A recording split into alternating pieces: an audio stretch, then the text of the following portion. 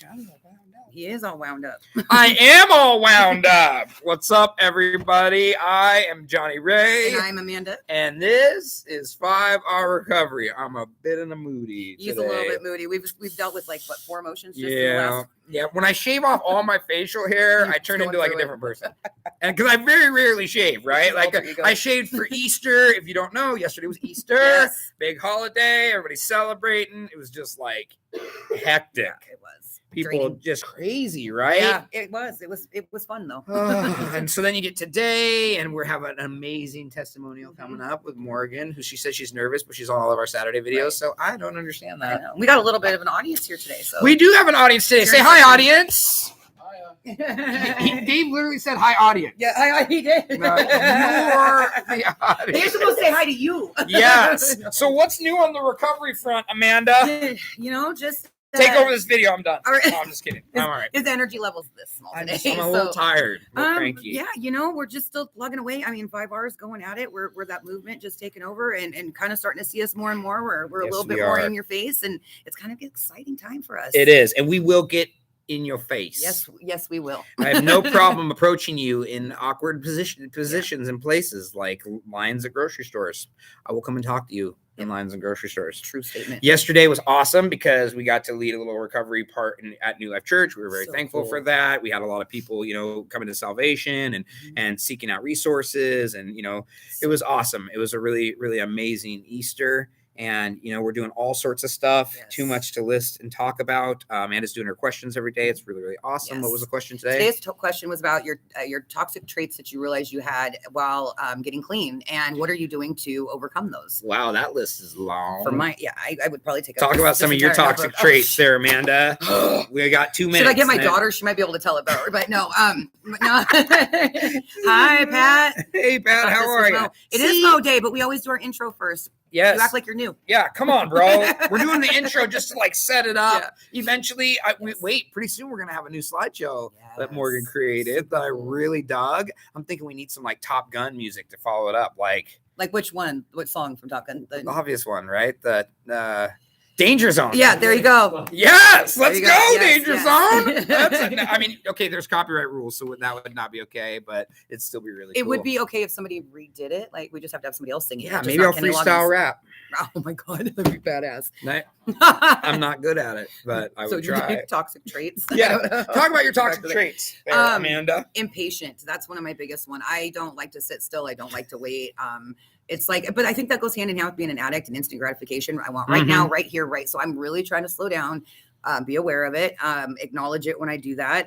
A lot of time I'm a stress case. I'm a total stress case. And I have this bad habit of taking on everybody's shit and putting it on my shoulders as if I'm somehow some magic person that's going to fix everybody's. I couldn't even fix my shit. I'm 42 and I'm just now working on my shit, right? So how am I supposed to fix anybody else's? Yeah. So I'm having to learn to let go, let God. And so every day in the morning, I set my intentions. And my intentions for this day today, when I got up, was to not take on any more stuff that wasn't mine to take on, and to just let go, let God, trust in the process, and just continue moving forward every day. So I try to set clear intentions every day so that I'm more mindful and aware of what it is I'm working on for that day. But I have a lot of character I don't trust. I get loud. When I get defensive, I start to yell. When I get mad, I start to yell. I still have a hairpin trigger. I don't know if that's also something to do with my mental health, like my depression and being off the meds. Working on it. What about you? Oh, the list is long. I constantly am seeking recognition from people. I don't even know why I do it. I want people to notice what I'm doing.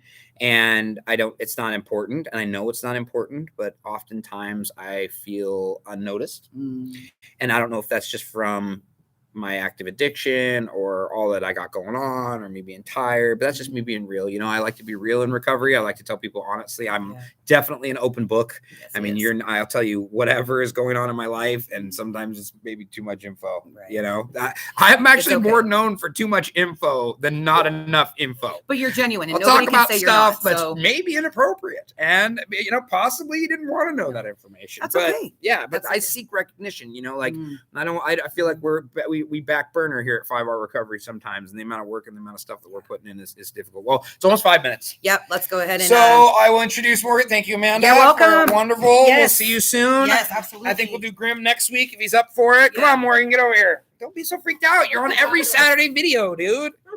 Yes. This is different. I'm so glad you're doing your testimony tonight. Just white, dude. What do you smile? The camera's here. Look at the camera.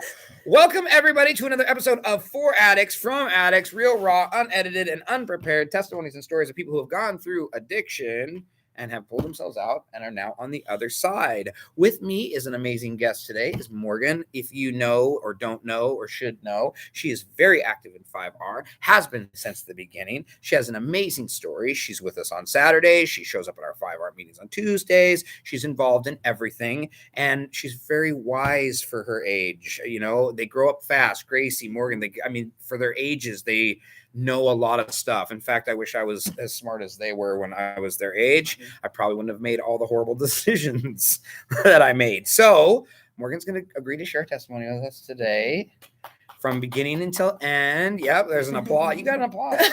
That's pretty weird. That's crazy. So Morgan, take it away. Just tell us, as much as you want to talk about. Okay. I'm going to center you up, and I'm going to step aside. Center yourself. Pull yourself up close. Up close and personal. Yes.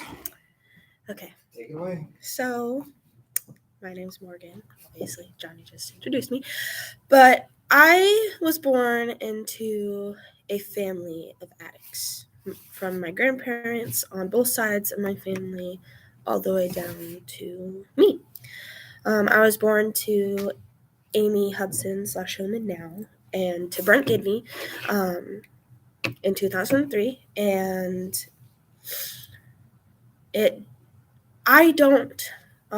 can't remember when I was born, but growing up with parents who were in addiction, it was really big. I didn't know my father, Brent, because he went to prison until I was a little older. And that was a big thing for me growing up. Daddy issues, a lot of people make jokes about daddy issues and mommy issues, but those are actual things. My mom is a addict and alcoholic, same with my dad. They grew up together, and my mom, I didn't know the addict part of my mom until I was older, but I grew up with the alcoholic. And there was a lot of times where my mom would get so drunk that she would black out. And she's pulled my hair before.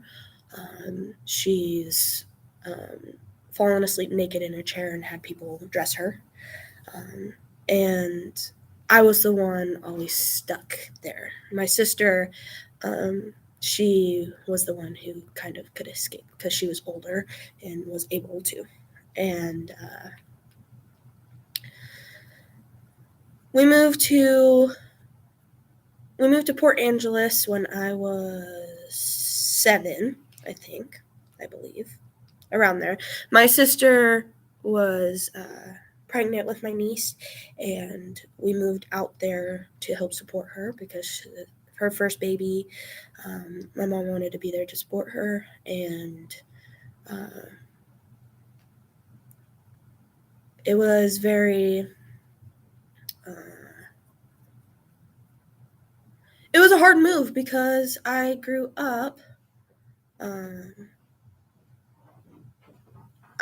around a lot of people and always hopping from school to school because we would live in a clean and sober place, and then we would move in with my grandparents, and then so it was really hard having to move all the time. And when we moved to Port Angeles, I went to Dry Creek Elementary School, and I started getting bullied really, really bad because I was poor. When we first moved in, we moved into a clean and sober house, and a lot of the times I had Goodwill clothes and clothes with holes in them, shoes that were falling apart, and I would always get bullied for it. when there was nothing I could do to control it. And I'm sorry, I'm still nervous. And one day, me and my mom left our clean and sober house, and we came back, and all of our stuff was gone. Everything was gone. And that was really hard because even like pictures, someone stole all our pictures. And we're like, why would you steal pictures when you don't know the people, you know? But anyways, when we moved down there, before we moved to Port Angeles, we lived in Port Townsend, and obviously my mom was an alcoholic then, and so a lot of the times my mom was more of a friend to my sister than a mom, because my mom was also a teen mom, and so they grew up together. And I don't remember a whole bunch from there. A lot of it ended up getting blocked out, but there was this one time where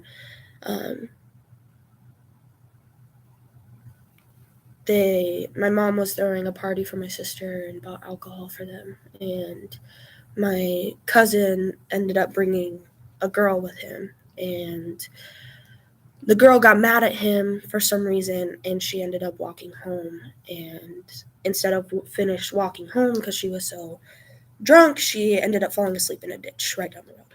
And her dad came looking, who was also an alcoholic, and he came with a shotgun, and he marched in the house with the shotgun and pointed it right at me and my cousin. And that was very, very scary. That is one thing I do remember, is a gun being pointed in my face. And the next thing I know, I guess I either don't remember in between the time the police got there, or I blacked out or something, but it was just, the guy ended up going to jail for being drunk and intoxicated and threatening minors, and a bunch of that, just a bunch of crazy stuff. But when we moved, and all that stuff ended up really destroying my sister and my mom's relationship. So when we moved out to Port Angeles to help support her, it didn't go as planned. My sister actually moved away right after we moved down there, and so we were stuck.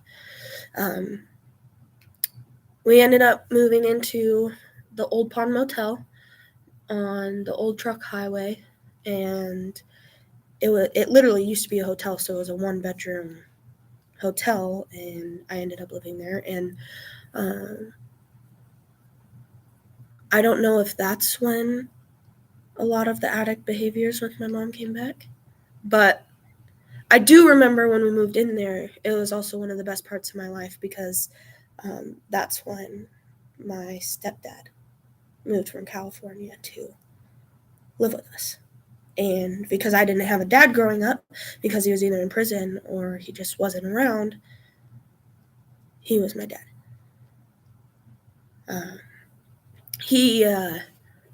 I fell in love with him just the first time I heard him on the phone. And I remember the day he moved down, he met us in the Safeway parking lot in his big white truck with a little like trailer thingy connected to the very back. And he gets out of the car and he's super tall, and I'm like really, really small because I'm a kid. And I look up and I can't see him because the sun's like right behind him, and he just picks me up and he holds me. And that was one of the best days of my life, because I finally had my dad, you know. But that's also when a lot of hard stuff started happening. After my sister had my niece, she got back into drugs again. And in between that, we moved from the Old Pond Motel into the Wildwood Terrace apartments, and I was at Dry Creek Elementary, and I was getting bullied, and so that's when a lot of my mental health problems started.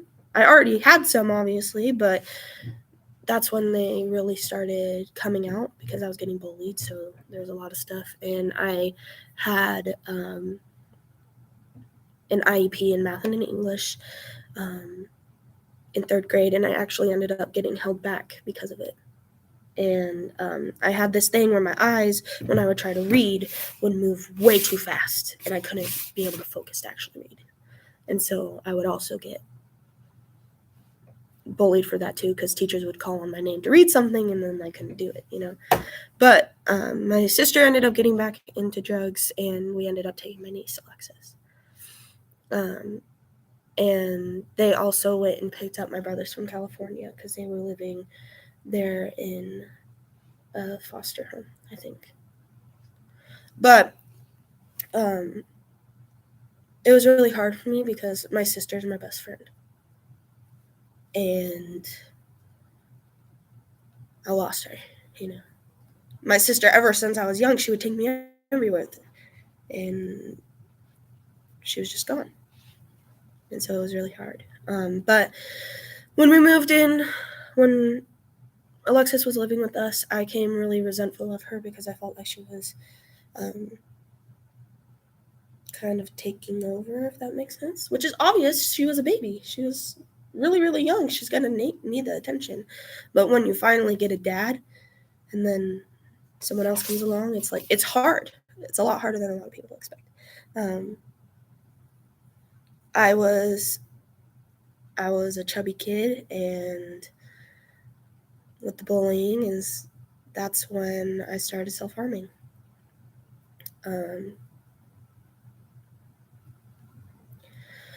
Honestly, moving into those apartment complexes, that apartment complex was honestly one of the worst things I think we could have done. And the reason why I say that is because their drug dealer lived right next door.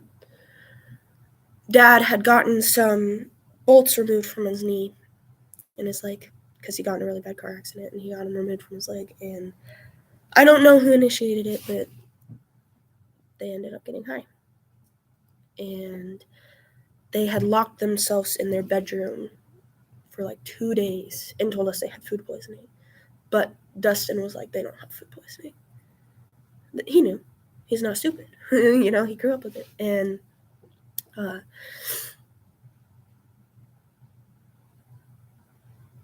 that's when I lost my parents too.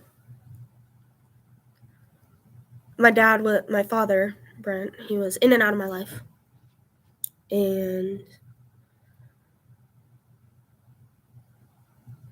so him being gone, and then now me losing my parents, they ended up giving my niece back to her father because my sister is still out doing stuff. And so me, Dustin, and Nick were kind of there to take it all up.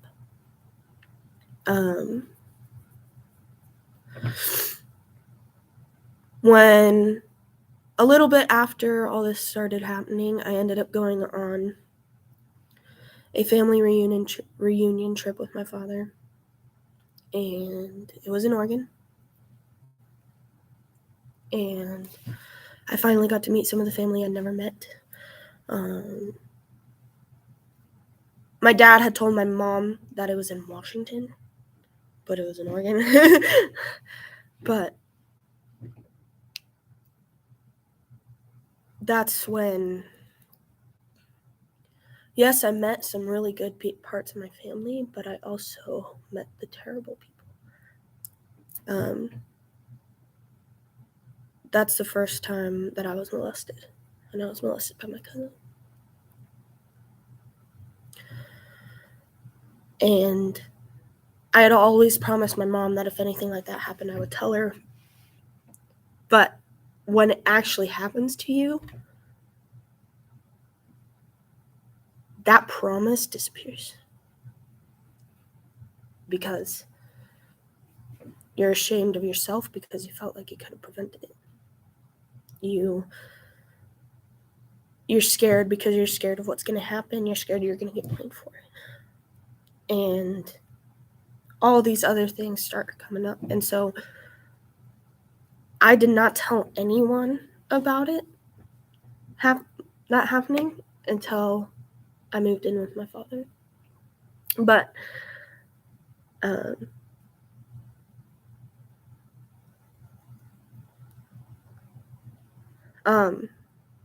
my father lived here in Marysville, and I lived in Port Angeles. And after that, I would go over and spend the night over at his house sometimes. And that's when I finally met Tammy, which is my stepmom now.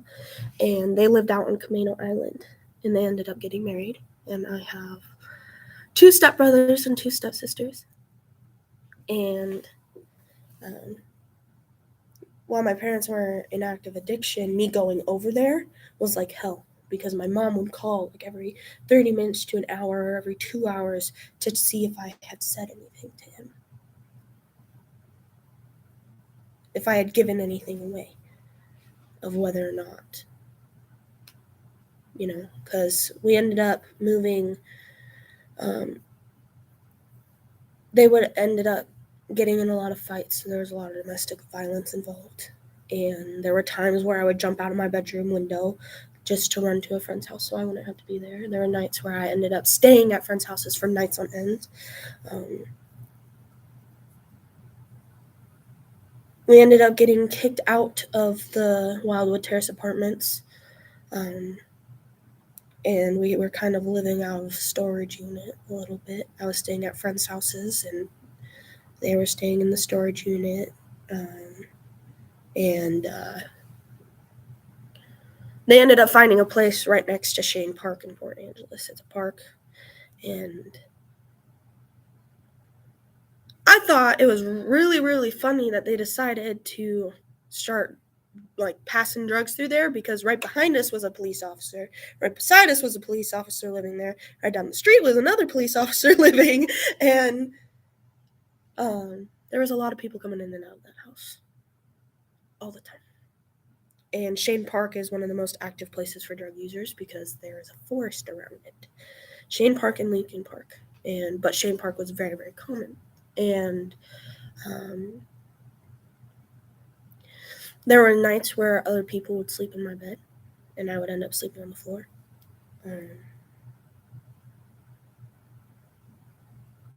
A guy had actually got beaten up in my bedroom. Luckily, I wasn't there, but I came home to the mess. They would do drugs in their room. They would do drugs in the garage. And one night, and Mom had been to jail multiple times for domestic violence, and at this point, there was a restraining order on both of them, but they still lived together in the house because the police didn't know, even though they lived right there. But one night, they got in an argument and a fight, and Mom got very, very drunk on sake, which is a rice alcohol, and she drank the whole bottle. And me and my brother Nick had been over at Shane Park hanging out with his girlfriend, who was my friend too. And Dustin, I think, was staying the night at a friend's house or something. He had been there all weekend. And Nick was ending up going to stay the night at a friend's house also, and I was supposed to go stay the night at his girlfriend's house. And so I come in and I'm like, hey, we're going to leave. And because Nick was still there and Mom was drunk, she was like, no, you can stay here and wait for your father, so that she could kind of get him back to the house. Because Dad, I know this might sound really bad, but Dad was the one who, even though there was still drugs going on, there was still, stuff going on, he still was, somewhat there, if that makes sense. So, I hope that kind of makes sense. But,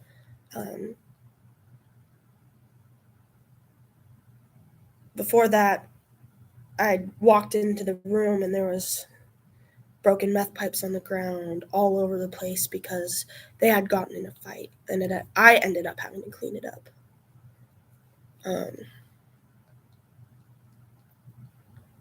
But when me and my brother came in to tell my mom we were getting ready to leave, she kind of trapped him in the house. And she went into her room, and I was like, okay, Mom, I'm going to leave.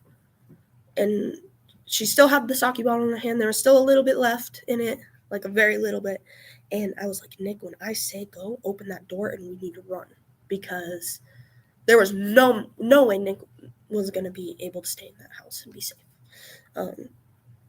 And so we opened the door and we ran, and Mom actually chased us down the road. And Shane Park is at the bottom of this huge hill.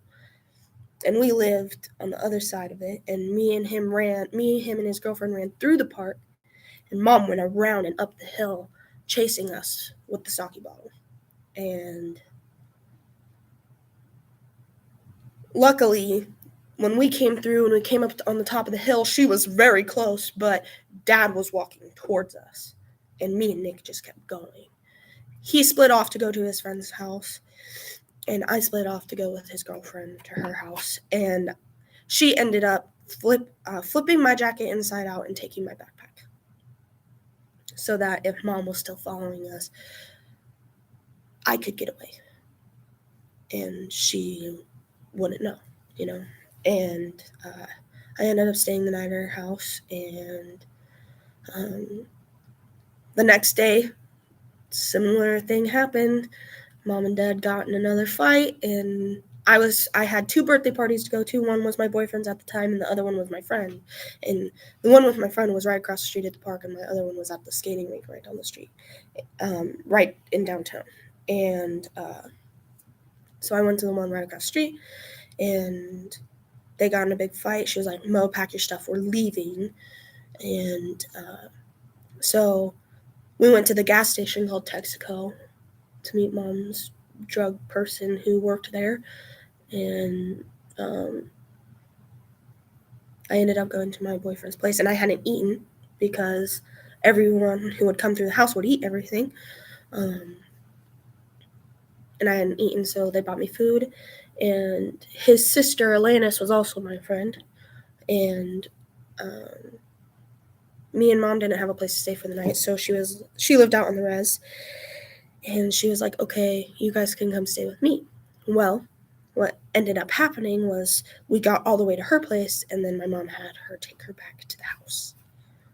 And they ended up getting in a fight. My mom ended up punching Dad, and she ended up going to jail. And I ended up staying at my friend's house for almost a month. And the whole time I was telling her how I didn't feel safe with my father, Brent, because I didn't feel safe anywhere.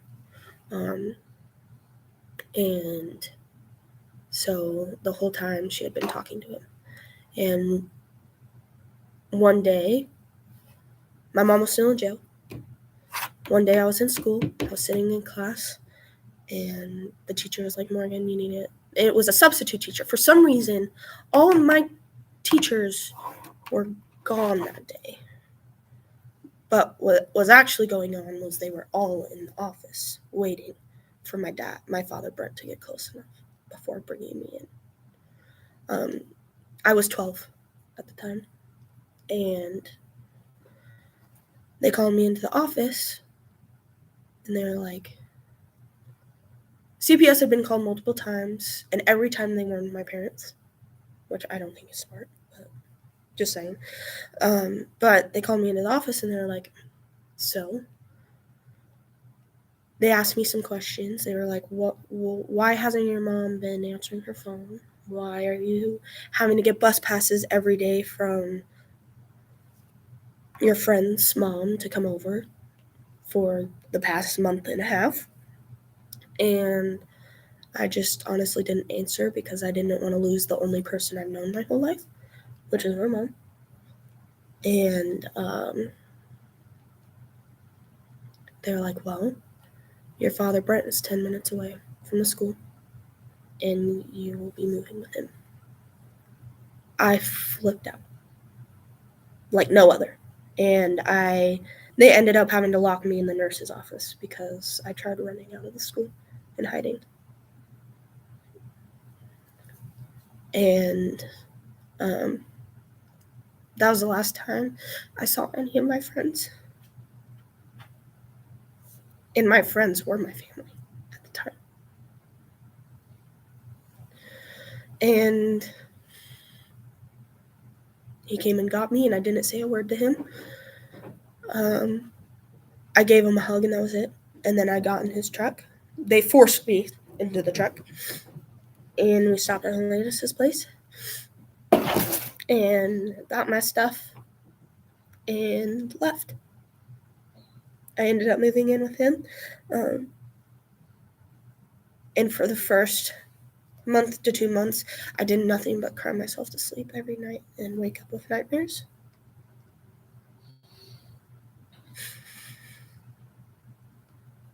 And that was really hard.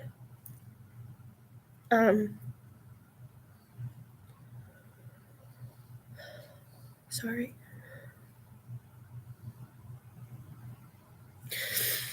Me and my stepsister didn't get along at all. We hated each other. My stepmom, all the stuff that my mom did, she kind of placed on me. No, she did place it on me. And I became the black sheep of the family. And so I started, before I had left, I had already started self-harming, like I said earlier.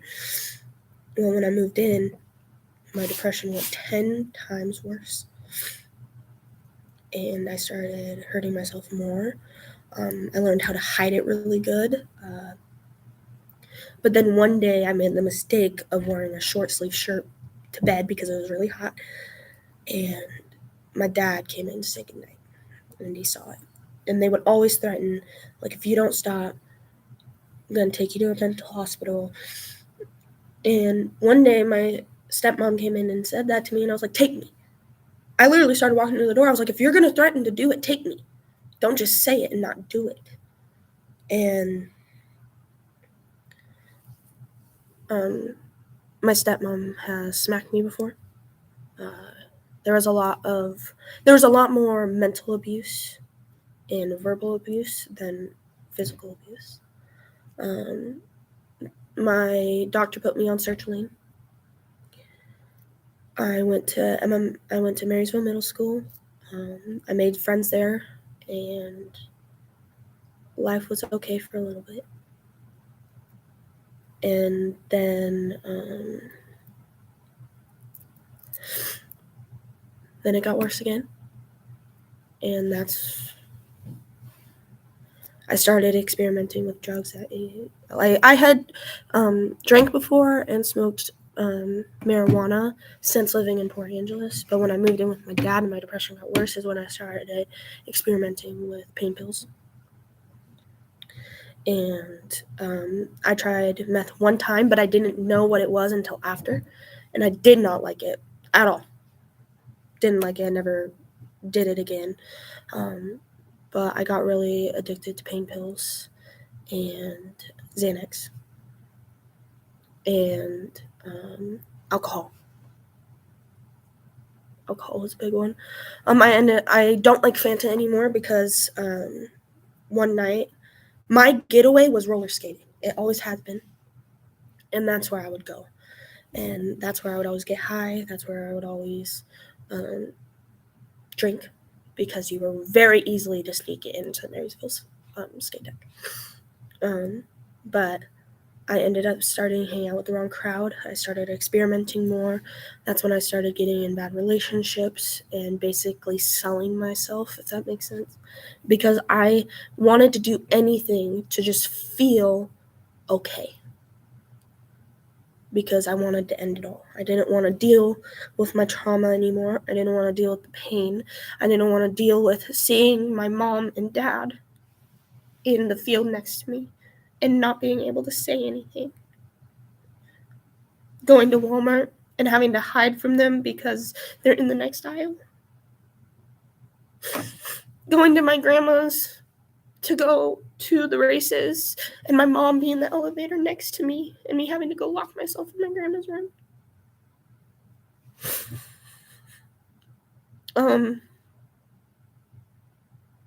in 2018, that summer, I don't like Fanta anymore because I drank 2 1-liters of Fanta mixed with vodka to myself. And I'm surprised that I lived through that.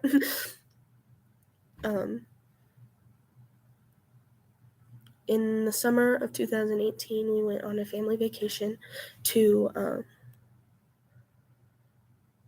my first actual vacation other than going to like relatives or something. We went on a big vacation to 10 different states in like a week and a half. And it was so much fun until I met my cousin, one of my other cousins, on his side, right? And I got permission from my sister to say this, but I really liked him because I felt like he understood me. I didn't like him in that way, but like he was like very friendly, and he was kind of like the cool kid. And he was in his 30s, you know, but like he was like the cool kid. And we were on our way back to Washington this time. We had stopped there on the way through going to other states, but on the way back, we stopped and we stayed like 2 nights or something. And on the second night, because we were leaving the next morning, after my parents went to bed, he went and got me and my sister drinks. And we ended up drinking a whole, I think each of us I hadn't drank for like a month and a half before, so my tolerance went down. And I think we both had like 6 hard drinks that he had given us. And he got us high. And then he raped us both in the trailer in the back while my parents were inside sleeping. And in the morning, and his daughter was next to us, by the way, right next to us. In the morning, me and my sister woke up and immediately got out of that trailer, because when someone is holding you down, you get tired because you can't do nothing. So you fall asleep to try to get away from it.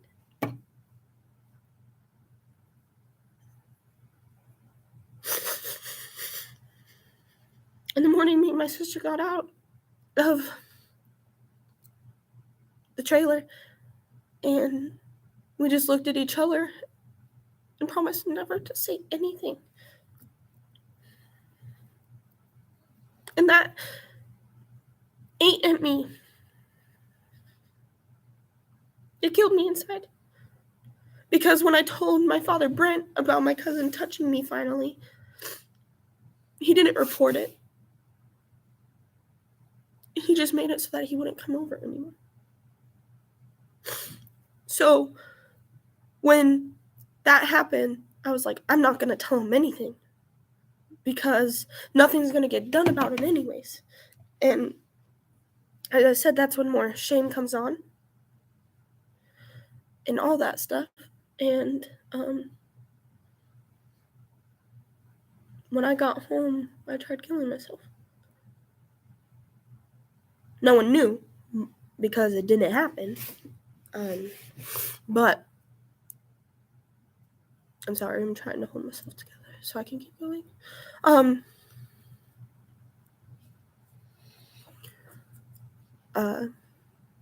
In October, the October 17th is my father's birthday.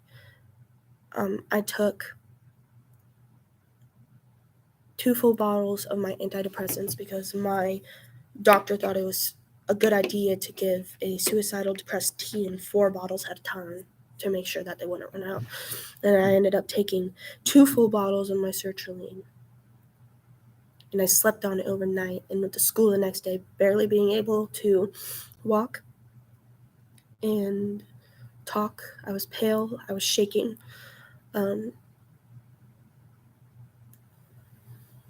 And my first class, it was a computer class. And most of the time we would just all go on our emails and text each other over Google Hangouts. And so I was talking to my friend, and she wanted to be a nurse, so she like knew medications and like stuff like that. And I asked her, I was like, what would happen if you took like a big amount of this type of meds? She was like, I actually don't know that one. Why? And I told her. And my other friend was sitting next to her and saw it. And they both got up, and she grabbed my face and she said, please let me help you. Please let me help you. And we were literally sitting there sobbing in front of the whole entire class with a substitute teacher. And the substitute teacher didn't know what to do because they were like, what's going on? And so they were like, why don't you guys go to the office? And on the way up to the office, my friend called poison control, and they were like, you need to call an ambulance right now because we don't know how much longer she has.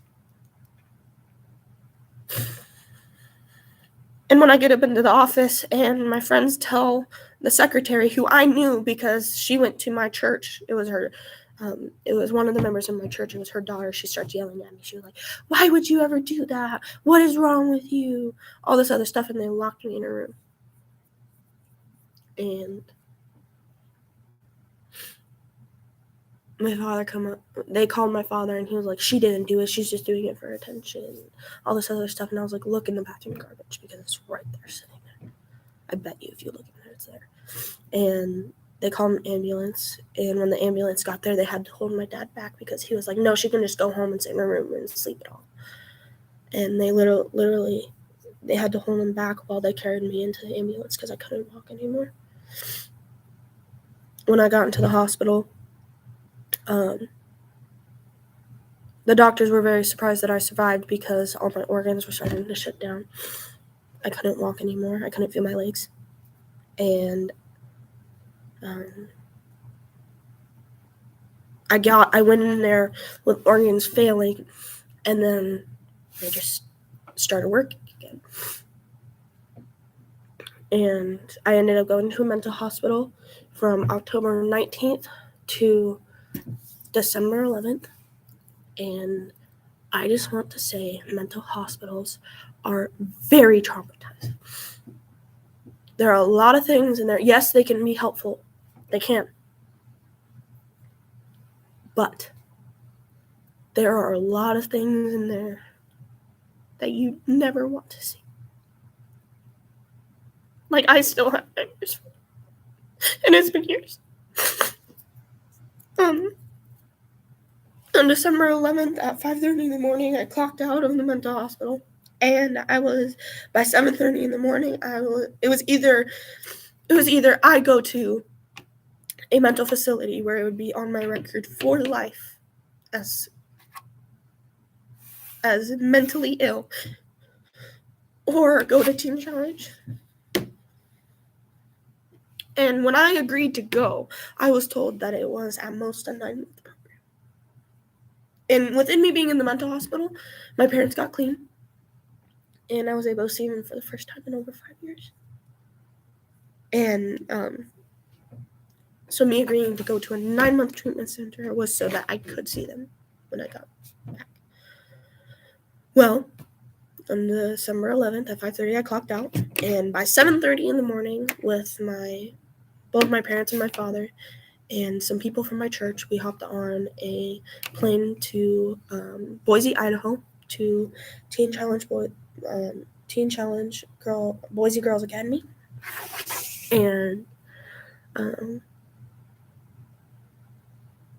there's a lot I don't remember because when I left the mental hospital, I was on over 20 different medications. And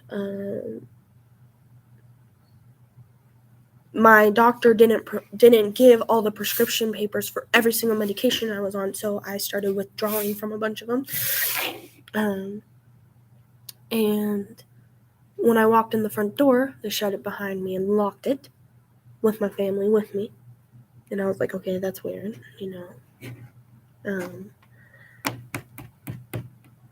Teen Challenge saved my life. I'm going to say that really quick. But there are some traumatizing things and some things I don't always agree with. Just saying that now. But not every program is going to be perfect. But I was promised that if it didn't seem right for me, I could leave and I could come back home and we'd figure something out. Well, I get in there, and after they finished signing the paperwork, I was given a tour. Matt and Heather are the people who run the place. They pulled my father Brent aside and had him fill out paperwork while me and my other parents were walking through.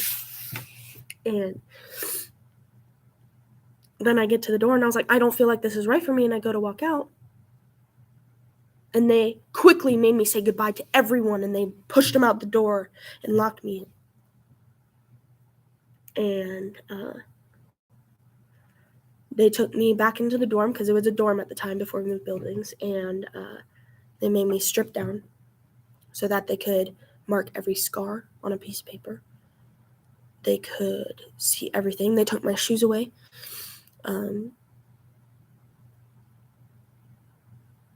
And they made me cover up because I had been self-harming when I was in the hospital, and I have this scar on my arm. It's not very visible anymore. You can't see it, but that was very fresh, and they made me cover everything up and made me sit in a classroom from the time I got there, which was in the morning, until 4 o'clock in the afternoon. And I was doing nothing but crying and sleeping because I couldn't stay awake for more than 30 minutes. And you immediately were allowed to start writing people who were on your contact list, but you didn't get a phone call for a month. You were wearing khakis and a red shirt, and I wasn't allowed to have my shoes because I was considered a flight risk. And in Idaho, it's illegal to run away. You can get charged, or your program starts over if you've been there more than a month. The program is actually a 15-plus month program. I don't remember a lot of the very beginning. I just remember it was traumatizing for me because you don't know, you know. I was lucky, and I got my first parent weekend, which your first parent weekend is 4 hours. I got mine at 3 months, when normally you don't get it till 6 or 8 months. I was very lucky and got mine early. It was with my father, and it went well. And then we ended up moving to a bigger facility in Nampa. I got taken off of Red when we moved there, and I ended up getting in with the wrong crowd again, and we weren't doing things we were supposed to necessarily. You weren't allowed to talk to anyone other than the people who worked there and the girls who were there. And even then, you could get on relationship restriction, which means if you get caught talking or looking or being close to that person, then you would get in trouble. You would get put on. Basically, they would take everything away except for BJA products. You were allowed to have one pair of shoes. You were allowed to obviously have your socks, underwear, that type of stuff. But you would get one polo, one pair of khakis, a toothbrush, and you would get a toothbrush and your deodorant, and that was it. Luckily, I didn't get on that, but I got very close to it. I didn't, and you had to do these contracts, and you have to finish 12 of them to be able to graduate. I didn't start taking the program seriously until 8 months. And something that made me start taking it seriously was one of my staff members was like, why do you keep torturing yourself by making your life harder by not doing the stuff you're supposed to that could easily get you out of here? And that's when I started taking everything seriously. And one of the staff members said, it was like, I overheard it. They were like, it seems like Morgan just flipped a switch overnight and now she's completely different. Because that's when my mindset finally changed. I was told by Miss Heather at 12 months that I would be graduating in April, which was my on-time set graduation date. And I was super excited because the whole time I've been having parent weekends, my father, Brent, has been telling me, I'm so excited for the day that I can drive over there and say that's the last time I'm coming to Idaho because I'm bringing my girl home.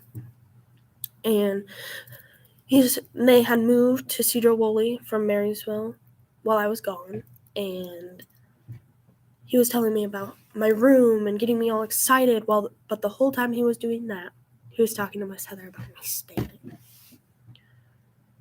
So you have this thing called a fun week when you're there, and it's the week before you graduate. No, it's the week of that you graduate. I'm sorry. That you get to go out with staff. You're basically kind of free, but with a little bit of restriction. Because normally your schedule is lights come on at 7. I mean, you wake up, people only start getting up at 7. Lights are on at 7:30. Breakfast ends at 8.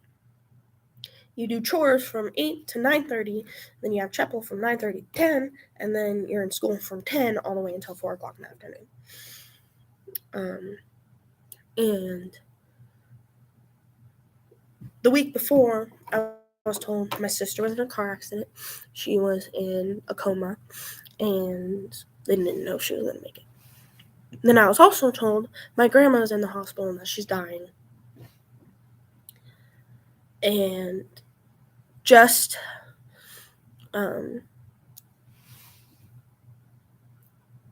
before that, a couple months before that, in October, one of my biggest supporters, my Uncle Richard, passed away in a motorcycle car accident.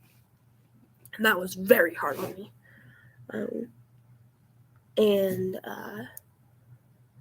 Then COVID hit right after my birthday. And that was my 17th birthday. COVID hit right after. And everything started shutting down. And I still did not know that I wasn't going home. So I was still thinking that I was going home. And then I was told that parent weekend's getting canceled, which means graduation's getting canceled.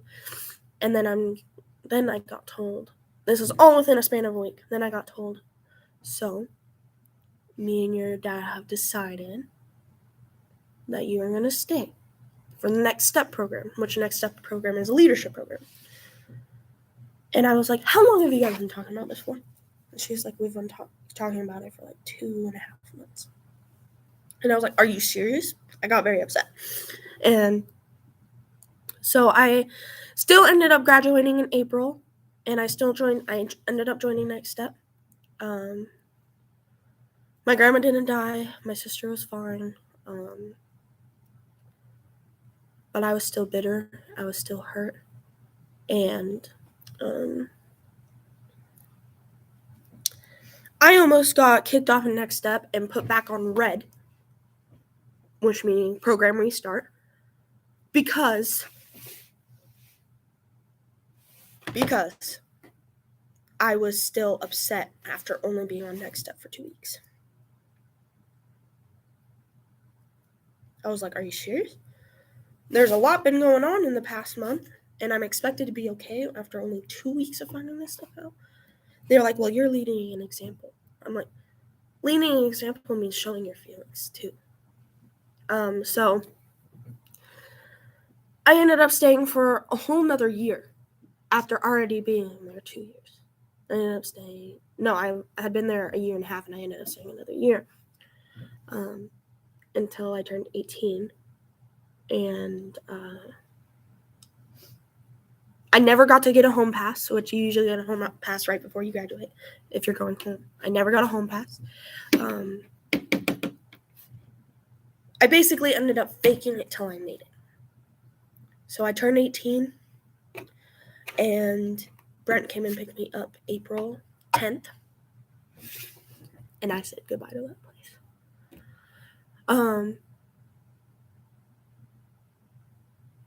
And I didn't get my graduation until December, so before my 18th birthday. That December, I ended up finally having my actual graduation ceremony with the other people who were supposed to graduate with me. I ended up having my ceremony, and that was the very first actual time that I was able to hug my mom, my dad, my brother Dustin, and Bella, because that's my dog. And it was amazing. Miss Heather technically wasn't supposed to do it, and she could have got fired for it, because I wasn't allowed to see them when I was there. And, but anyways, I saw them for the very first time, and it was amazing. April 10th, I got picked up, drove all the way back, got home April 11th in Cedar Woolley, and I was immediately put back on lockdown. And it was like, because when I only saw my stepmom one time the whole time I was in that program. One time. And it was only because they were passing through from being on family vacation that she came. Well, I ended up coming home, and I was immediately put back on lockdown. And when my dad was with me on parent weekends, it was amazing. It was like he was a completely different person.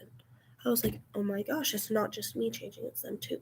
Because they have to do parenting classes before we go out on our date. So your first parent weekend is 4 hours, and every parent weekend after that is 7 hours, and your third parent weekend is when siblings can come. Anyways, when I got home, all of that stuff that I thought he was not when he's around his stepmom. He's completely different. And so I had my own room, and I was made, even though I had Social Security money coming in, I had gotten money from people in the mail for birthday gifts and Christmas presents and stuff like that I wasn't allowed to have until after I leave the program. And he ended up making me pay for every single thing myself, and wouldn't let me have my Social Security number, wouldn't let me have my Social Security money, even though I was 18. He wouldn't barely ever let me leave the house, and he would not let me see or talk to my mom still, after being an adult, and all this other stuff. And so I ended up, and I wasn't allowed to shut my bedroom door, and I was still getting judged for eating, and so I immediately went back into not being able to sleep, not being able to eat. I started turning pale. I started getting sick. And on May 28th, so I got home April, and on May 28th, I had been talking to someone that I had dated before I left from Idaho. I'd been talking to him for a little bit, since 2 weeks after I got home. And obviously he was different because obviously people change, but because I had been deprived of talking to other people, being around other people, all that type of stuff, and losing all my social skills, I immediately clinged to the very first person who showed me affection. And so on May 28th, we decided to meet up downtown, and everything was consensual at first. And then I didn't want to do it anymore. I didn't want to have sex with him anymore. And I very made it clear that I didn't want to anymore. And he wouldn't stop. And when in Cedar Woolley where I lived at the very, very top of the mountain in Cedar Woolley. And I had to go from the very, very top all the way down to Cedar Woolley downtown, and he made me walk with a bike up a hill like this, okay, with blood running down my leg, by myself, and it took me hours to get home. And that night, everything intensified 10 times worse. And so I had just been scrolling through Instagram because I wasn't allowed to have Facebook. I had Snapchat and Instagram, and I wasn't allowed to have a password on my phone. And so I was scrolling through Instagram, and Dustin's Instagram came across my page. I was like, that's really weird because I have no friends with him on there, and usually, like, family members and stuff like that don't show up unless you have a mutual, you know. And his old Snapchat was on there. At least I thought it was his old one. And I was like, well, I might as well just add him anyways, just in case. Well, I added him, and he added me back. I was like, oh my God. And I started talking back and forth with him, and I told him what was going on. I was like, I need to talk to Mom now. He was like, I don't want you to get in trouble. I don't want you to get caught and then not be able to talk to us at all. I was like, I need to talk to Mom. And so, because I was literally sick from all the stress, from all of it. I was sick. And so and by the way, the guy who did that to me blocked me on everything. So I had no way to contact him. Still have no way to contact him. But anyways, so I called my mom. I did not tell her about what happened because as I said, I keep that stuff for myself. Real quick side note, but when I was in Teen Challenge, I told them about the rape that happened when I was with my cousin. I gave them passwords to all my social media that had the conversations and everything. And because my dad said no to locking into him, they couldn't do anything. So nothing happened still. And nothing still hasn't happened. But I told her, I was like, I need you to come get me. I do not feel safe. And she was like, I want you to think about it overnight. I was like, I can't sleep. So Dustin stayed on the phone with me all night. And I actually got to sleep because I felt safe because someone was there who I knew actually cared about me. Dustin stayed on the phone with me all night. And the next day, I had already made my decision that night, right? But the next day, and that whole night that Dustin was on the phone with me, I had to hide my phone because they would sneak up on me just to see if I was doing anything wrong. They would nitpick and see and like hawk eye me so that they could catch me doing anything wrong to prove that I was the same person that I was before. And just because you mess up does not mean you've lost the person who you've become. Just saying. But anyways, stayed on the night, and I had already made my decision that night that I was going to have them come pick me up. So that whole day, well, she was like, I still want you to think on it. I don't want you to make any irrational decisions that you're going to regret. Like, and remind you, I have not actually lived with this woman since I was 12. And I was 18, and I had also only seen her, like, a couple times in the handful of years, and most of them were bad until the very end, right? And literally the whole day, I was doing nothing but slowly packing a backpack in my closet with my school, like a pair of pants, a shirt, and my I have two very special stuffed animals. I packed those in there, and then I had a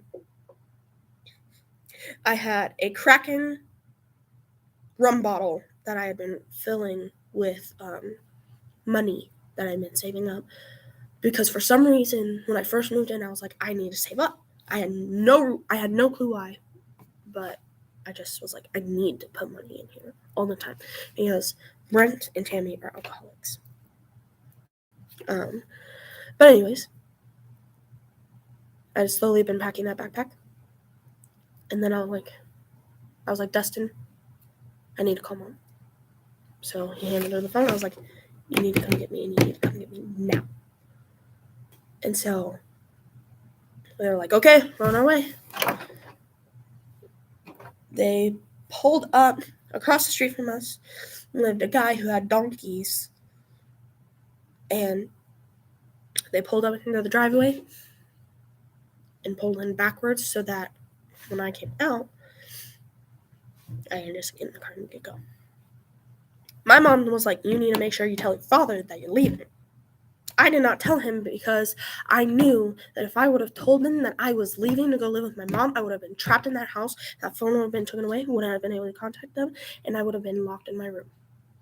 I would not have been able to leave. And so, when I saw them pull up, and I had logged out of all my social media, I logged out of everything so that they had no way to get a hold of me because I didn't want contact with them. So when I saw them pull up, I put that backpack on. I grabbed that jar. Everyone, so my sister, my dad, my sister's boyfriend, my brother were all outside, but Tammy was in the kitchen, and I had to pass Tammy to get outside. So instead of just walking through the house, I ran through the house. And all you hear is her saying, "Morgan, where are you going?" Because obviously I have a backpack, a blanket, and a jar full of money, and I'm walking out the door. So she's going to wonder where I'm going. So I ran through the house, ran down the steps, ran through the grass. I was like, open the back door. And I was like, what's going on? He opens the back door, and I Superman dive into the car. And all you hear is my father. He's like, Morgan Lee Evgeny, who is that? Where are you going? He's like freaking out, obviously, because all it sees is his daughter. So Superman dive into the backseat of the car. And I shut the door. I'm like, go, like, leave now. And so they speed off. And then you see a green truck coming behind us. He comes up, gets really, really close, and then turns around and leaves. It was my sister's boyfriend getting the license plate number. And immediately, from what my sister told me, her boyfriend read off the number of the car and was immediately like, oh my God. Brent was like, that's Amy. He didn't see who was in the car. He couldn't see who was in the car. But he immediately knew that it was them. I was having an anxiety attack the whole way home. We stopped at a gas station. I was like, no, we need to go. Like, we need to leave. We need to not be here. They're going to come after me. Like I was scared. And so we stopped at a gas station. They got me something to drink. I'm shaking like crazy. Like, my whole body is physically like tweaking out right there. And we finally get back to the house. Bella's there. I get to hug her. And that night, Dad slept with me on the couch because I didn't want to be alone. He slept with me on the couch. And then the next day, my cousin Mikey shows up. My cousin Mikey, I'm closer with him than a lot of people, including my sister and including my parents. And he shows up. You see him crying. He's like, oh my God, are you okay? And I told him everything that happened. And then my mom took me immediately the next week to get my birth control. That whole week I'd been doing nothing but reunions with people. She went with me to get my birth control. Planned Parenthood took my blood test and my pee test, and they somehow came out negative. No, it had been a little bit. I'm so sorry. It had been a little bit. And then I finally went to go get it. Took my blood and pee test. It came out negative.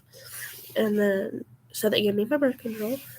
And then the week that Mom found out she had that for sure that she had cancer, I got sick. And so they were like, you need to go to the hospital, see if you have COVID or not. Because if you have COVID, then you can't be around Mom.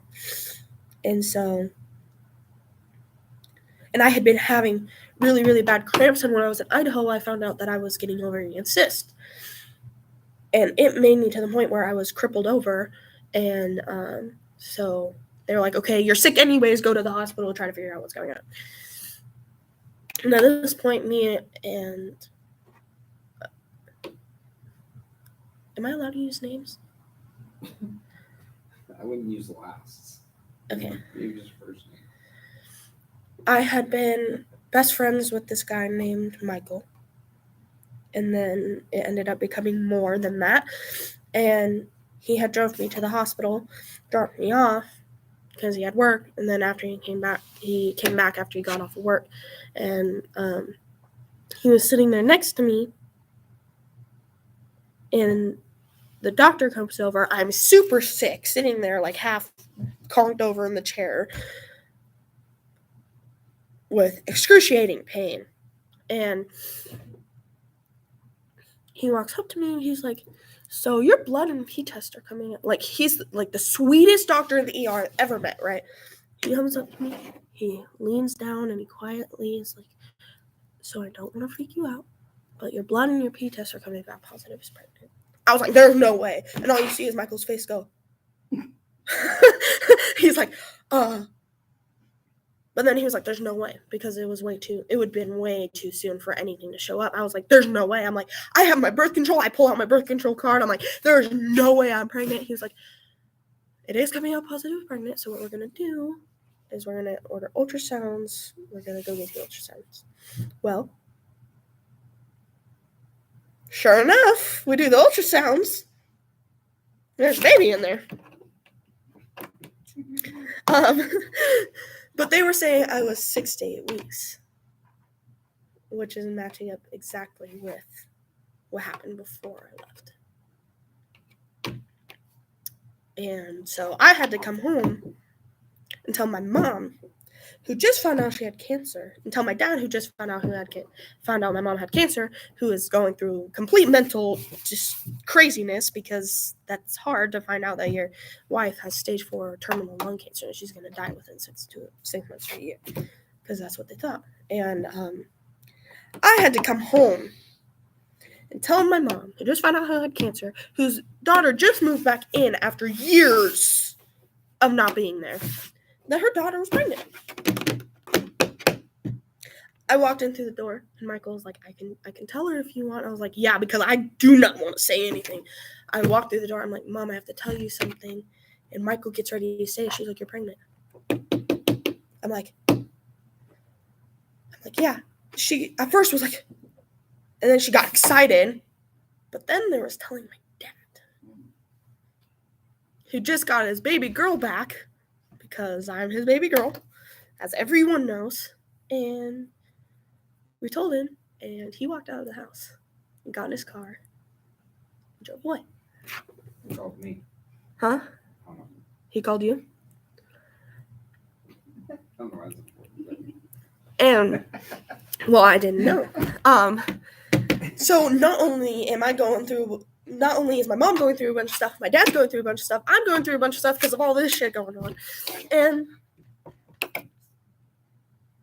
now I'm like, oh my God, I'm having a baby, because I don't believe in abortion unless there's a very, very good reason for it. Like, and even then I still like, but that's my personal belief, you know?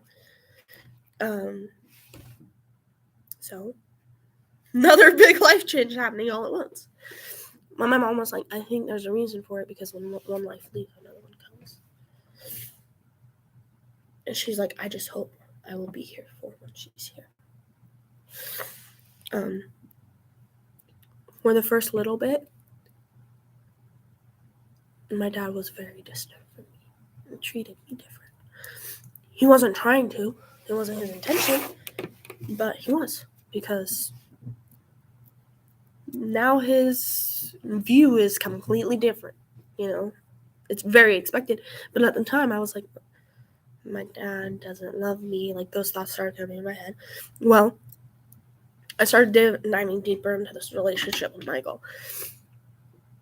I knew he had been drinking, right?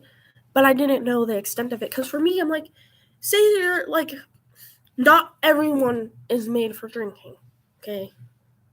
And I don't agree with everything, but I'm like, say you're having a campfire with someone and you end up having like one Mike's Lemonade or something like that. Like, for me at the time, that was okay. And that's what I thought was going on with him. And when it came towards the end of summer, I ended up starting to stay the night at his house, and he started drinking a lot more. And then I was, I think, 6.5, 7 months pregnant at the time, because I stopped talking to him in November, and this happened October, and I had her in February. I believe I was 6 months or something like that. And that's when I really found out that he was really bad drinking, because I came over to his house one day because like every time I would come over before, his room would be clean. Well, the one time I did come over, his room was filled with nothing but alcohol bottles, nothing but beer cans, it was trash. I was like, oh my God. But because he loved me, I stayed with him. Because he would also pull the suicide card on me. And when someone pulls a suicide card on me, I don't want to be that person who, it's kind of like when the boy who cries wolf, you never know when they're actually going to meet at that time. And I didn't want to be the person who left when they actually meant it. And so I ended up staying. And one night, I was cooking dinner for him and his roommates, who his roommates loved me and didn't like the way he treated me sometimes. But I was cooking dinner for him and his roommates, and I guess he had gone outside with them and drank a bottle and a half of whiskey by himself. And there had been times right before that where he got shit-faced drunk, and I literally had to help him in the shower while he's puking all over himself. Like, it was really bad. And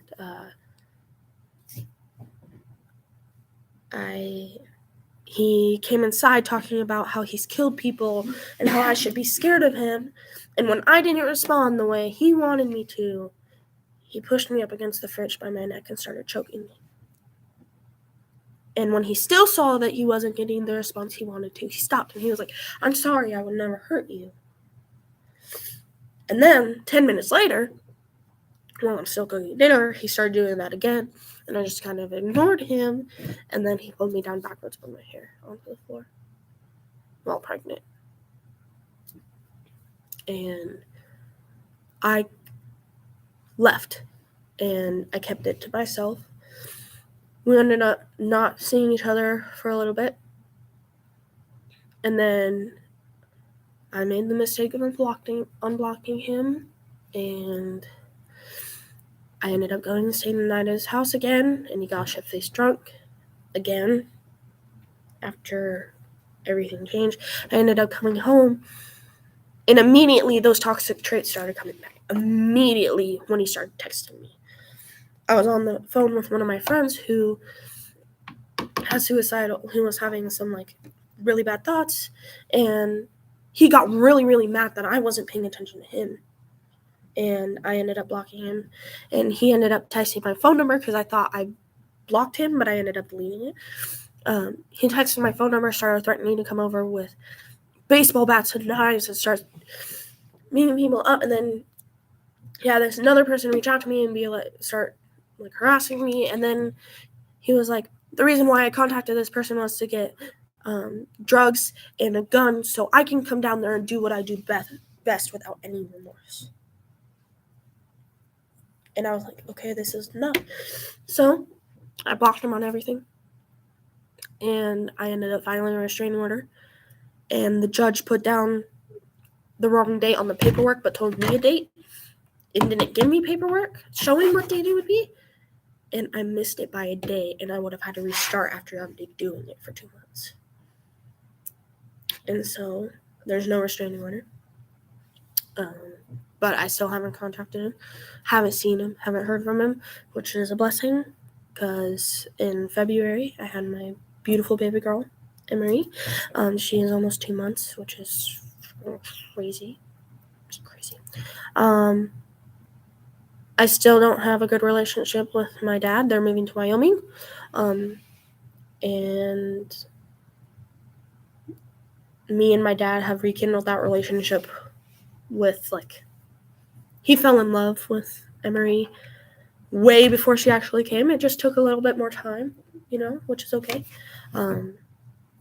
And so now I'm going back to school and taking care of my daughter, and everything's going a lot better. And that's it. Wait, don't end just like that. No. What do I say then? I'm going to come in and say something. I'm sorry it took so long. No, it was a freak. First of all, that was a Netflix special. That could have. When I ask people to do their testimonies, they don't do anywhere near what you just did. I mean, that's what I want in 5R is that real, authentic, genuine, vulnerable. Man, Morgan. I honestly wasn't planning on going that long. I know, but there wasn't ever a dull moment, and it was amazing. And like I said, a Netflix special. I wish people would take it as seriously, is because it's a matter of healing, it's reflection, recognition of your past, dealing with trauma, dealing with abuse, dealing with all these things to put you where you are today. And I didn't want you to go, oh, that's it. You know, so Sorry. so how many days clean do you have? This year I will have 4 years clean and sober in Nice. October. Nice. Emery is precious. Gift from God. Okay. And I think that changes people. And I think it's absolutely amazing. You're an amazing mom. You're doing amazing things. If you've heard anything about this story, I mean, the fact that you're where you are right now with the knowledge and the ability to do what you do every single day with everything that you've been through is nothing short of a miracle. I mean, and you're stopping a trend, right? You're stopping right now a trend that has existed in your families with all of this pattern. And you're like, it ends with me. I'm not doing it anymore, right? That's huge. Morgan, that changes history. It changes the world. So honestly, I'm blown away by it. So thank you all. Thank you, Morgan. The only bad part of the video is me in it. I'm like, I just wish like it just kind of like, yeah. So again, thank you everyone for watching 5-Hour Recovery. We're all about the real, the raw. Morgan is a big part of it. She's going to help young adults who go through similar stuff. And what better of a person to help walk with people who are going through the same thing than somebody who's gone through what Morgan's gone through. We absolutely love her. She's family. She's smart, capable, and she's going to do amazing things in this world. I have no doubt. So thank you all for watching. If you want to comment below, subscribe to our channel, come to our Tuesday night meetings, live on Monday nights, live on Saturday nights, other stuff too, but no reason to plug any of it. So thank you all for listening. You did great, Morgan. Thank you. You're welcome. All right. Thank you. Take care.